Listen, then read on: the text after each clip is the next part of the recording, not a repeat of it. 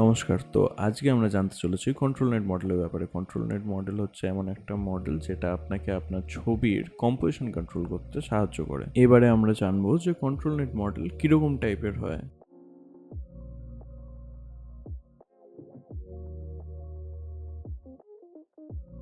প্রথমে আমরা দেখতে পাচ্ছি আসছে ক্যানি মডেল। ক্যানি হচ্ছে এমন একটা মডেল যে নাকি লাইন্স ক্রিয়েট করে ইমেজটাকে তৈরি করার জন্য। আপনি যে কোনো ইমেজ দেবেন, ক্যানি কি করবে, ওর আউটলাইন্স বানিয়ে নেবে আর সেইটা স্টেবল ডিফিউশনে পাঠিয়ে তারপরে ইমেজটা তৈরি করবে সেটার গাইডেন্স দিয়ে।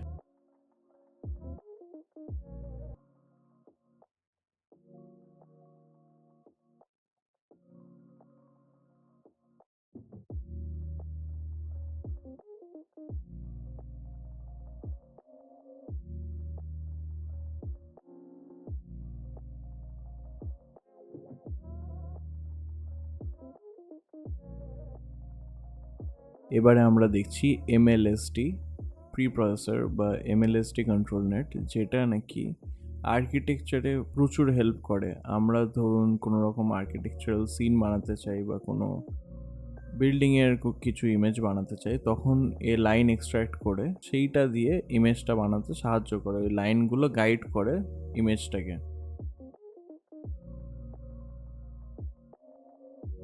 এখানে আমরা দেখতে পাচ্ছি soft edge control net model, যেটা লাইনের থ্রু দিয়েই গাইড করে, বাট এটার একটা ডেপথ পারসেপশন আছে যে কোন জিনিসটা কত দূরে আর কোন জিনিসটা কত কাছে। তো সেই অনুযায়ী আমরা অনেক বেটার ইমেজের রেজাল্ট দেখতে পাই। এরপরে আমাদের কাছে আসছে স্ক্রিবল কন্ট্রোল নেট মডেল, যেটা আমাদের যে কোনো বেসিক থেকে বেসিক ড্রয়িং বা স্ক্রিবলকে একটা ইমেজে কনভার্ট করতে হেল্প করে।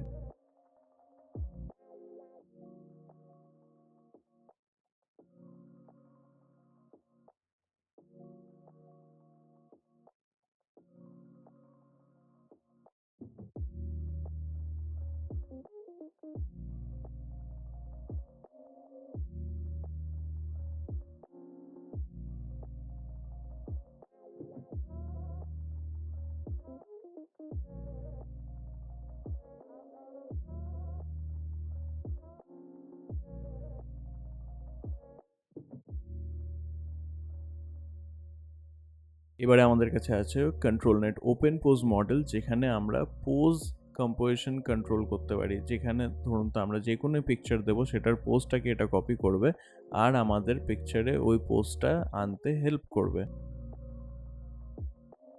এবারে আমরা দেখছি সেগমেন্টেশন মডেল, যেটা হচ্ছে আলাদা আলাদা অবজেক্টকে নিজের কালার কোডের ডেটাবেসের অনুযায়ী মাস্কিং করে আর সেই ডেটাটা স্টেবল ডিফিউশনকে দেয়, যাতে আমরা ওই অবজেক্ট স্পেসিফিকভাবে জিনিসগুলোকে এডিট করতে পারি বা স্টেবল ডিফিউশনকে বোঝাতে পারি যে এটা এই জিনিস, আর সেই অনুযায়ী আমরা ইমেজগুলো একটু ভালো বানাতে পারি।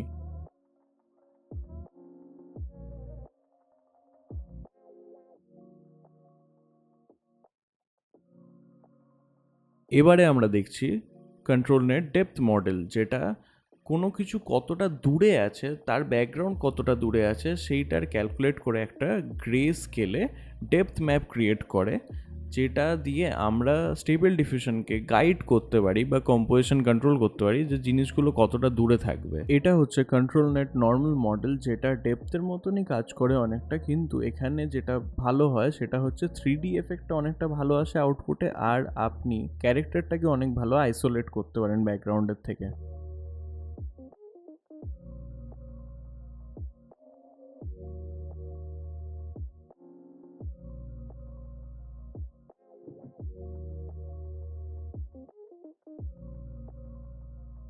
এবারে আমরা দেখে নেব যে কন্ট্রোল নেট এক্সটেনশনটা কীভাবে ইনস্টল করে স্টেবল ডিফিউশন ওয়েব ইউআইতে।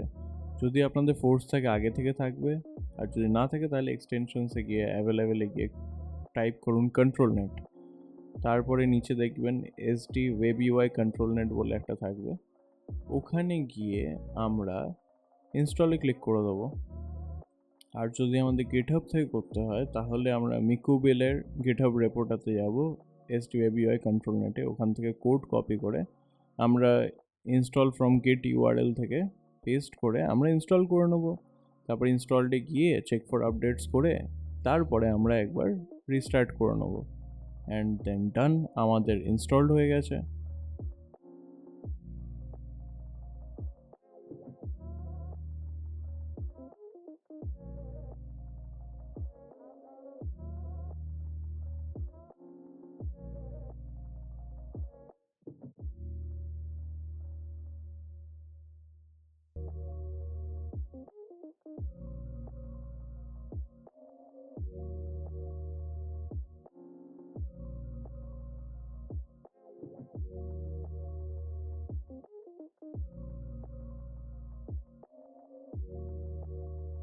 এবারে আমরা জানবো যে কন্ট্রোল নেট কীভাবে ইউজ করতে হয়। যেমন দেখুন এখানে কন্ট্রোল নেট ইন্টিগ্রেটেড আছে ST4J। তো আমরা এখানে চেক বক্সটাতে ক্লিক করে এটাকে এনেবেল করব, বা নিচে এনেবেলে ক্লিক করে এটাকে এনেবেল করব। তারপরে আমরা এখানে ইমেজ লোড করব। তারপরে আমরা এখানে যে কোনো মোড সিলেক্ট করে নেবো। এখানে যেরকম আপনি দেখতে পাচ্ছেন অনেক কিছু আছে, ক্যানি, সফট এজ, MLSD। তো আমাদের যেটা সুবিধাজনক আমরা সেইটা ইউজ করব। আর এখানে প্রি প্রসেসরে অ্যানোটেটর আমরা লোড করব। তারপরে আমরা চাইলে প্রিভিউ নিতে পারি, নয়তো আমরা ডাইরেক্ট ইমেজ তৈরি করতে পারি এটাকে দিয়ে। আমাদের কন্ট্রোল নেট মডেলগুলোকে ইউজ করার জন্য ওটাকে সবথেকে আগে ডাউনলোড করতে হবে। তো ডাউনলোড করার জন্য আপনি এখানে হাগিং ফেসের রিপোজিটরি থেকে ডাউনলোড করতে পারেন, নয়তো আমার তৈরি স্ক্রিপ্টগুলো ইউজ করে ওয়ান ক্লিকে সব কিছু ডাউনলোড করতে পারেন।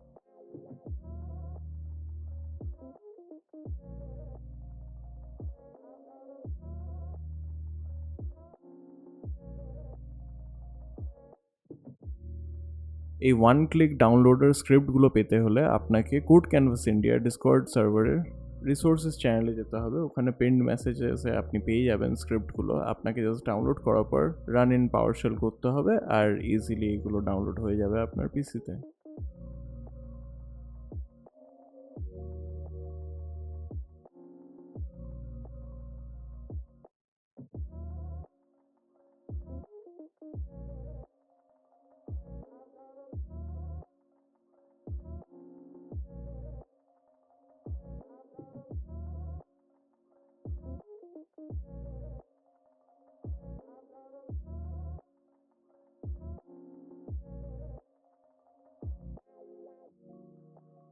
আপনাদের সবকটা কন্ট্রোল নেট মডেল যখন ডাউনলোড হয়ে যাবে, আপনি যেখানে ডাউনলোড হয়েছে ফোল্ডারটার মধ্যে ঢুকে কন্ট্রোল A দিয়ে সবকটা সিলেক্ট করে কপি করবেন বা কাট আপনার ইচ্ছে।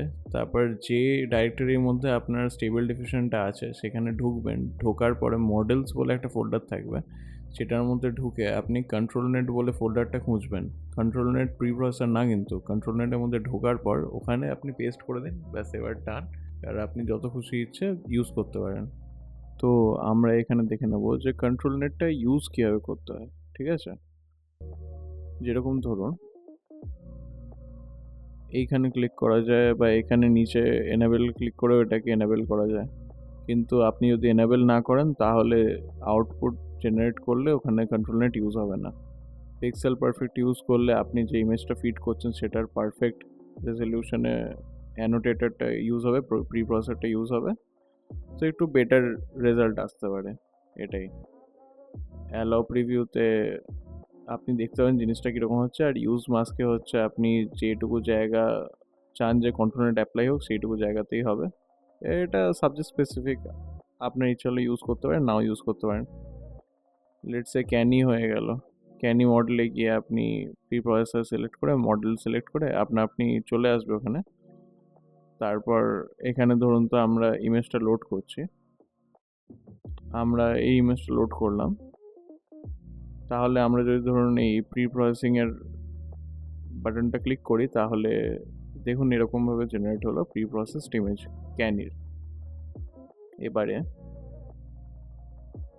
আমরা যদি ধরুন এটাকে একটা প্রম্পট রান করি তাহলে কেমন হয়।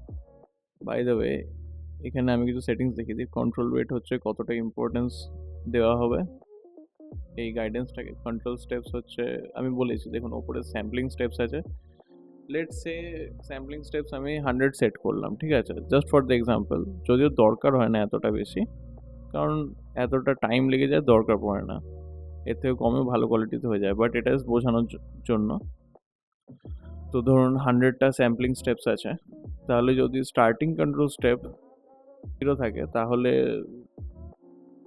0 নাম্বারের যে স্যাম্পলিং স্টেপ হবে ওখান থেকে শুরু হবে, আর এন্ডিং কন্ট্রোল স্টেপ যদি 1 থাকে তাহলে 100 স্যাম্পলিং স্টেপ পর্যন্ত ইউজ হবে। যদি ধরুন তো 0.7 থাকে আর স্টার্টিংটা যদি 0.2 থাকে, তাহলে প্রথমের 19টা স্টেপস এই কন্ট্রোল নেট কিছু ইউজই হবে না।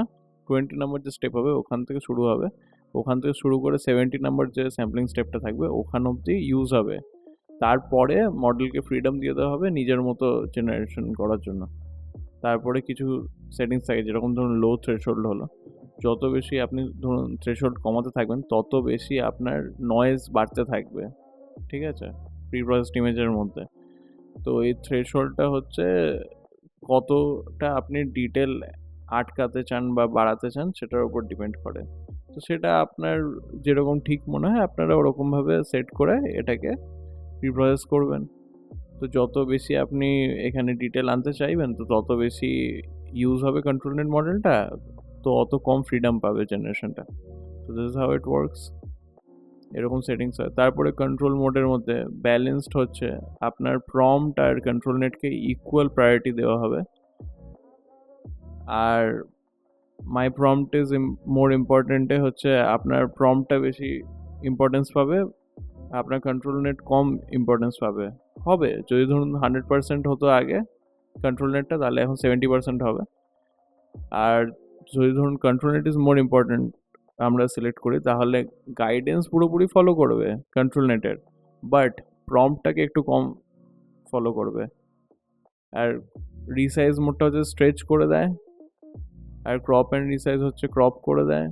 আর রিসাইজ অ্যান্ড ফিল যেটা হয় সেটা হচ্ছে আউট পেন্টিং হয়ে যায়। আপনি চাইলে ওটা দিয়ে স্কোয়ার পিকচারকে আলট্রা ওয়াইড করতে পারেন বা হোয়াইট স্ক্রিন করতে পারেন বা চাইলে ভার্টিক্যালও করতে পারেন, আপনার ইচ্ছা যেটা খুশি। তো এরকমভাবে হয়। আর যদি ধরুন তো আপনি আরও কন্ট্রোল নেট ইউজ করতে চান আরও কিছু গাইডেন্স এনাবেল করার জন্য, তাহলে এখান থেকেও করতে পারেন।